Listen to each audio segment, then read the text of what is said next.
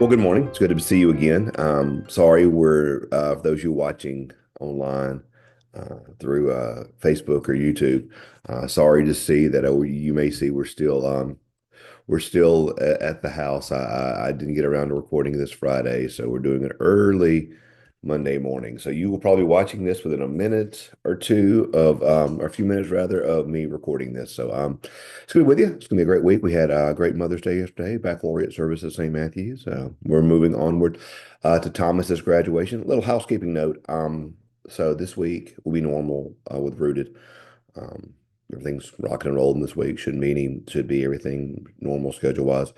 Um, Next week, after I may have a rooted Monday of next week, but it'll probably be a while after that because we're going to be taking Thomas's senior trip next week. So I know we'll have a rooted Monday and Tuesday, maybe Wednesday, um, but then we won't have one for several days into the next week because we'll be out of town traveling to Niagara Falls and a few other places Thomas wanted to go see. So anyway, so we'll be normal this week, normal Monday, Tuesday of next week, maybe Wednesday. I'm not quite sure yet, depending on how the day looks. And then we won't be back probably until the week after that. So just give you a little heads up about our schedule, and then hopefully after that, everything should be normal after my schedule until yeah, I have a camp meeting in July. But other than that, after we travel to Niagara Falls and that part of the world, I will be on my feet anchored to Madison County for the foreseeable future. Um, Today we're going to begin the story of Gideon. Gideon is one of my favorite characters in all the Bible. Most of us know Gideon through the organization. If we know anything of Gideon, we know it through the Gideon organization, which is an organization of laymen who give out Bibles. Many of you may have received a Gideon's Bible when you were younger. I think I probably still have one of my little green New Testaments somewhere around the house. Um, if you've stayed at a hotel, I guarantee you, you can more likely than not open up that a drawer of your hotel room and probably find a Gideon's Bible.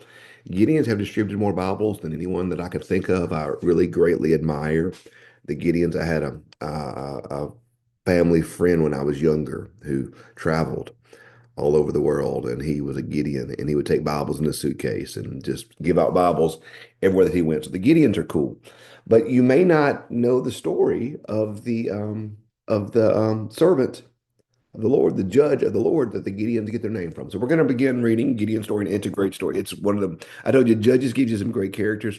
Gideon is one of those great characters. So we're going to read today from Judges chapter 6. We're going to read verses 11 through 27.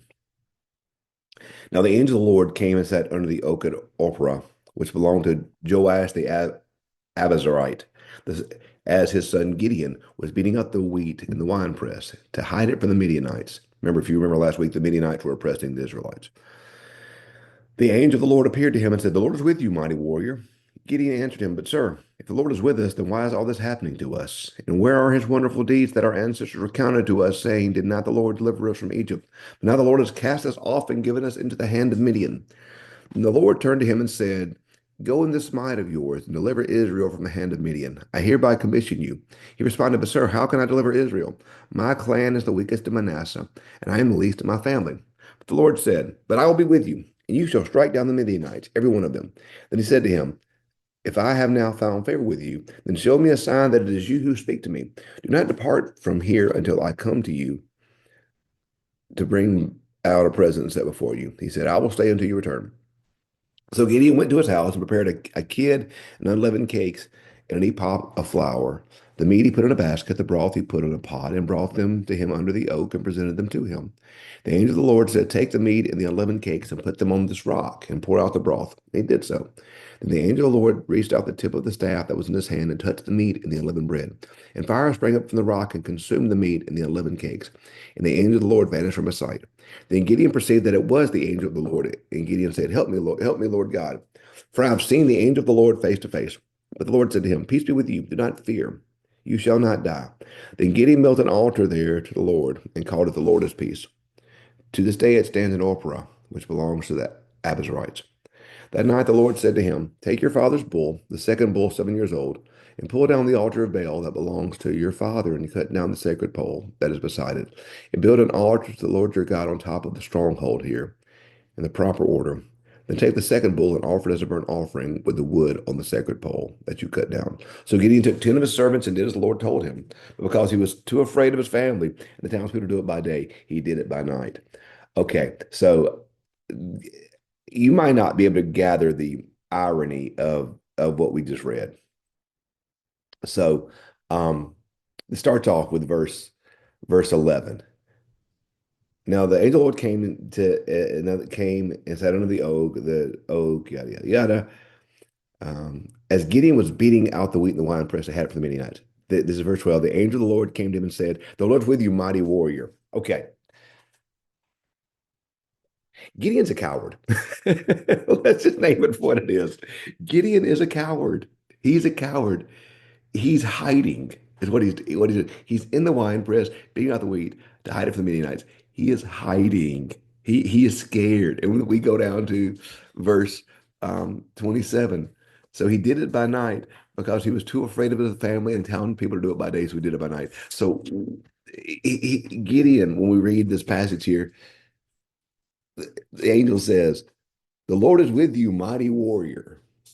The text tells us a lot about Gideon, but the one thing the text tells us pretty strongly and pretty loudly is that Gideon might be a lot of things, but he is not a mighty warrior. He is a coward. He is hiding. He is afraid. And what we're going to see over and over through Gideon's story the next couple of days is that Gideon is always struggling with fear and doubt. We see him put the Lord to the test here. The angel of the Lord comes here and says, I want you to do these things. And Gideon says, okay, don't leave till I come back. And then he says, hey, okay, now show me a sign. Gideon is going to over and over and over and over again in the scriptures demand that the Lord show him a sign. I'll do it if you show me a sign. And what's cool about Gideon is that, I guess I don't know if cool is the right word, but what's hopeful to me about Gideon is the Lord will show him a sign. The Lord turned a rock today into an oven. We're going to see the fleece in a few days. We're going to see all these things that the Lord does to show Gideon that he's with him.